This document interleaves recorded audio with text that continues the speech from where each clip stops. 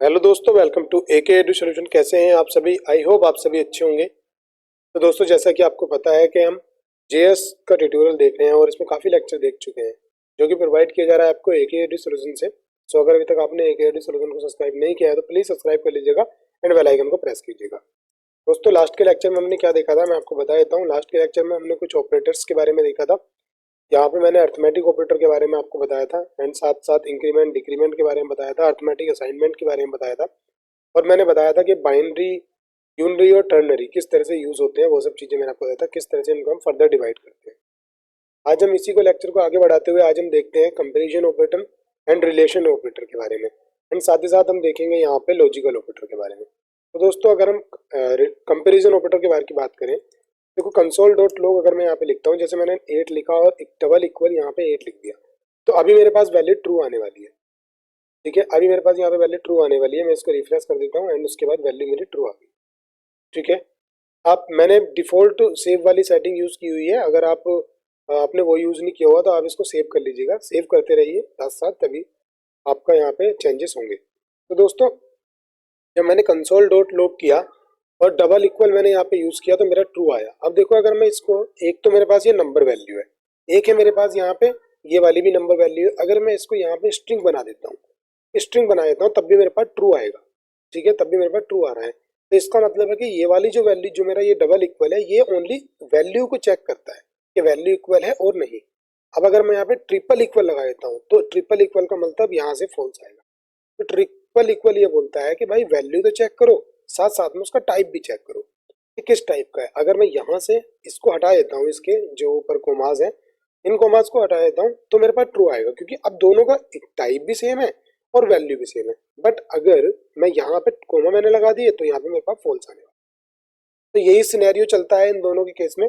ठीक है, एंड अगर हम नेक्स्ट की बात करें नोट की, तो नोट के अंदर भी दोनों केस चलते हैं, नोट इक्वल सिंगल वाला और नोट इक्वल डबल वाला। ठीक है, तो अगर मैं यहाँ पे कंसोल डॉट लॉग करता हूँ, यहाँ पे मैंने यहाँ पे 5 लिखा और नोट इक्वल लिखा 5 के, तो देखो नोट इक्वल 5 के लिखता हूँ, मेरे पास फॉल्स आ गया कि ठीक है। जैसे मैंने 4 लिख दिया, चलो कि 5 नोट इक्वल है 4 के, तो इसका मतलब ट्रू, हमने सही लिखा है, तो ये ट्रू आ गया। ठीक है, बट अगर मैं इसको यहाँ पे इस तरह से लिख दूँ तो अब क्या आएगा? तो अब भी मेरे पास ट्रू आएगा कि इसके इक्वल नहीं है। ठीक है, तो अगर मैं यहाँ पे अब इस तरह से लिख दूँ तब मेरे पास क्या आएगा? अभी मेरे पास ट्रू आ रहा है, तो देखो क्यों आ रहा है। अब इसको इससे समझ सकते हो कि आप यहाँ पे 5 करो, यहाँ पे 5 करो, अब मेरे पास क्या आ रहा है? ट्रू आ रहा है।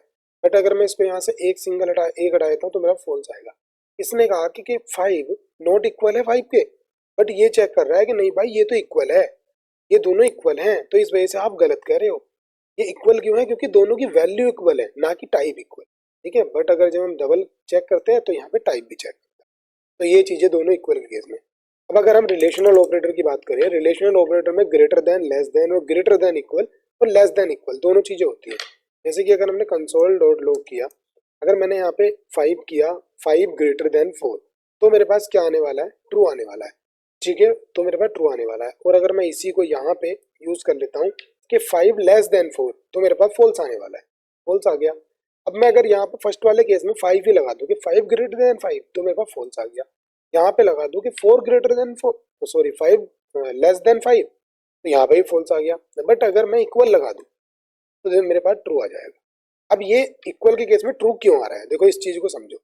इक्वल के केस में ट्रू इसलिए आ रहा है क्योंकि यहाँ पे ये पहले तो चेक कर रहा है ग्रेटर देन वाली, पहले तो चेक करी इसने लेस देन वाली, उसके साथ साथ ये चेक कर रहा है कि भाई अगर ये नहीं है तो नेक्स्ट कंडीशन तो हमारी चेक हो रही होगी कि इक्वल तो हो सकता है, कि हाँ ठीक है, उसने कहा हाँ भैया इक्वल तो है, तो उसने जब रिटर्न करा। तो ये दोनों इस तरह से होते हैं।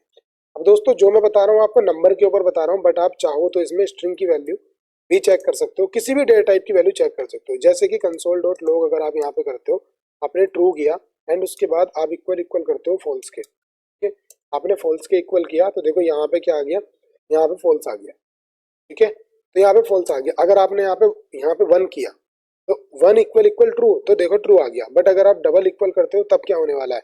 तब तुम्हारे पास फॉल्स क्यों आने वाला है? फॉल्स क्योंकि मैं आपसे बता देता हूँ दोस्तों, यहाँ पे कुछ केस समझो, कुछ केस समझने की कोशिश करो। केस क्या है? केस ये है कि फर्स्ट केस ये है कि जो जीरो वैल्यू और जीरो या फिर एंड लिखेंगे हम इसको, हम एंड जो हमारा एम्प्टी स्ट्रिंग होता है, ठीक है। एम्प्टी स्ट्रिंग को हम इस तरह से लिख सकते हैं या फिर हम इस तरह से लिखते हैं, ये दोनों वैल्यू कंसिडर होती है फॉल्स, ठीक है। ये कैसे होती है फॉल्स। बट अगर हम नॉन, यहाँ पे non zero and non empty string, तो ये कैसे कंसिडर होती है, ये होती है हमारी ट्रू, तो ये हमारी ट्रू कंसिडर होती है, ठीक है। तो यहाँ पे देखो कि ये तो ट्रू है, ये वाला तो ट्रू है, बट ये क्या जीरो है, उसने कहा नहीं भैया ये जीरो नहीं है, तो ये क्या होगा, ये भी बाय डिफॉल्ट ट्रू होगा। तो इसका मतलब अगर हम डबल इक्वल से चेक करेंगे तो हमारा ट्रू आना चाहिए, बट अगर हम ट्रिपल इक्वल लगा देते हैं तो हमारा आएगा फॉल्स। क्यों आएगा, क्योंकि इसका जो डेटा टाइप है वो बूलियन है और इसका डेटा टाइप नंबर है, ठीक है। इस तरह से तो कहीं भी चेक कर सकते हो, स्ट्रिंग को भी चेक कर सकते हो, आप चेक करो।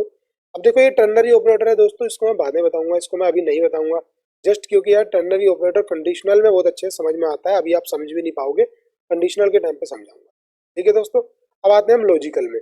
अब लॉजिकल का मतलब क्या होता है, लॉजिकल का मतलब होता है, इसे थोड़ा सा ऐसे समझो कि भाई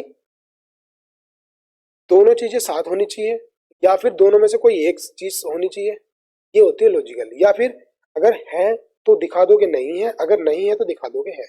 तीन चीजें इसके अंदर होती है। पहली चीज कंसोल डॉट लॉग करके मैं आपको बताता हूँ, अभी फिलहाल मैं कंसोल ही बताऊंगा, जब कंडीशनल हम पढ़ेंगे तब आपको कंडीशन के थ्रू आपको समझ में आ जाएंगे। फिलहाल कंसोल में जैसे कि आपने देखा 5, अब 5 किस तरह का है, 5 तो हमारा नॉन जीरो वैल्यू है, तो नॉन जीरो इसका मतलब ट्रू, नॉन जीरो मतलब ट्रू। तो अब मैंने यहाँ पे एंड ऑपरेटर का यूज करा, अब मैंने यहाँ पे लिख दिया जीरो, तो देखो अभी मेरे पास क्या आने वाला है, तो अभी मेरे पास जीरो आने वाला है, जीरो मतलब फॉल्स, ठीक है। या फिर अब हम सेकंड वाले के अंदर आते हैं, अगर हम यहाँ पे इस तरह से लिखते हैं और यहाँ पे हमने और का साइन लगाया, तो यहाँ पे आने वाला है मेरे पास 5। यहाँ पे 5 क्यों आने वाला है, क्योंकि ये वाली वैल्यू ट्रू है। तो इन दोनों के अंदर क्या होता है कि पहले वो इस वैल्यू को चेक करेगा क्या ये ट्रू है, फिर वो इस वैल्यू को चेक करेगा क्या ये भी ट्रू है। देखो मान लो मैंने यहाँ 1 लिख दिया, तो इसने चेक करा क्या ये भी ट्रू है, हाँ अगर दोनों ट्रू है तो जो बाद में चेक हुई है, जो कंडीशन लास्ट में चेक हुई है, जो वैल्यू, वो वाली वैल्यू रिटर्न हो जाती है। अब इसके अंदर आए, ये बोलता है कि भाई मुझे जो भी वैल्यू ट्रू मिल गई, ये वाली मिल जाए या ये वाली मिल जाए, जो भी ट्रू मिल गई मैं उसी को रिटर्न करा दूंगा, उसी वैल्यू को रिटर्न करा दूंगा। तो देखो यहाँ से 5 रिटर्न हो गया, आगे वो चेक ही करने नहीं गया, 5 रिटर्न हो गया, आगे वो चेक ही करने नहीं गया। तो ये चीजें समझो, इस तरह से होता है। अब अगर हम नोट की बात करें, अगर हमने कंसोल डॉट लॉग लिखा, तो देखो दोस्तों इसके अंदर आप ध्यान से एक चीज देखना कि मैंने यहाँ पे 5 बताया था आपको, नॉन जीरो वैल्यू क्या होती है, नॉन जीरो वैल्यू क्या होती है, वो होती है ट्रू।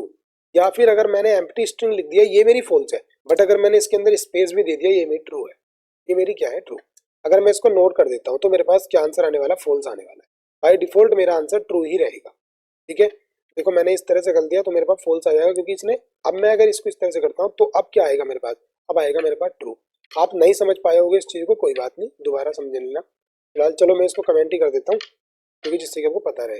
अब जैसे मैंने यहाँ पे 5 लिखा, तो 5 मेरी वैल्यू ट्रू थी, बट नोट लगाने से मेरी वैल्यू फॉल्स हो गई। उसने कहा नहीं भैया तुम्हारी ट्रू थी, मैंने फॉल्स कर दी। अब मैं बोल रहा हूँ कि भाई मेरी वैल्यू जीरो है, ओके मैंने गलत कर दिया, कि मेरी वैल्यू जीरो है, बट आप इसको इस पे नोट ऑपरेटर यूज कर लो कि जीरो को उसने ट्रू कर दिया, मैं जीरो को उसने कुछ और बना दिया, उसने कहा ट्रू हो गया है, ठीक है। जीरो फॉल्स होता है बट इसने ट्रू कर दिया, तो ये इस तरह से वर्क होता है, ठीक है दोस्तों। अगर कुछ चीजें नहीं समझ में आई हो ना, वीडियो को रिपीट करके देखो, चीजें समझ में आ जाएंगी। आज के लिए इतना ही काफी है, आज हम इतना ही बताएंगे, और आने वाले लेक्चर में हम एक लेक्चर और लेंगे, ऑपरेटर्स पे ही डिपेंडेंट होंगे, ठीक है, जिसके अंदर हम देखेंगे टाइप ऑफ ऑपरेटर के बारे में और हम देखेंगे बिट वाइज ऑपरेटर के बारे में। दोस्तों ये बिट वाइज ऑपरेटर बहुत ज़्यादा इंपॉर्टेंट होता है। मैं आपसे बता दूं कि जो वर्क आप नॉर्मल ऑपरेटर से 10-20 लाइनों में करोगे, वही ऑपरेशन आप बिट वाइज ऑपरेटर के थ्रू ना 2 लाइन में भी कर सकते हो, इतने पावरफुल होते हैं बिट वाइज। तो इस वजह से इनको जरूर देखना है, ठीक है दोस्तों। तो मिलते हैं नेक्स्ट वीडियो में, बट उससे पहले चैनल को सब्सक्राइब कर लो, वीडियो को लाइक करो, शेयर करो। अगर आपने सब्सक्राइब कर लिया है तो आप और डिवाइस से सब्सक्राइब कराओ, क्योंकि आपको पता है सब्सक्राइबर कितने जरूरी है। तो दोस्तों टेक केयर, मिलते हैं नेक्स्ट वीडियो में।